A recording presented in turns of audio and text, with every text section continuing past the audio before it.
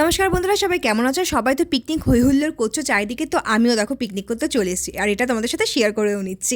তো এটা ছিল আমাদের হালি শহরে পাড়ায়, আমাদের পাড়াটায় পিকনিক। তো আমাদের পুজো মণ্ডপের অনেক ভিডিও তোমাদের সাথে শেয়ার করেছি, আর এটা ছিল আমাদের পাড়া থেকে সেকেন্ড পিকনিক। তো ফার্স্ট পিকনিকটা অন্য জায়গায় গিয়ে করা হয়েছিল, তখন আমার একটুখানি প্রবলেম চলাতে সমস্যা ছিল, তখন ওই জন্য আমি করিনি ওই পিকনিকটা। আর এটা হচ্ছে পাড়ার মধ্যে একটা নিরামিষ পিকনিকের আয়োজন হচ্ছে, যেহেতু এটা পুজো মণ্ডপের ভিতর করা হচ্ছে, তাই পুজো মণ্ডপের ভিতরে সমস্ত নিরামিষ বাসনে নিরামিষ পিকনিক করা হয়েছে। পাড়ায় সবাই রয়েছে, দেখো সবাই রয়েছে এখানে।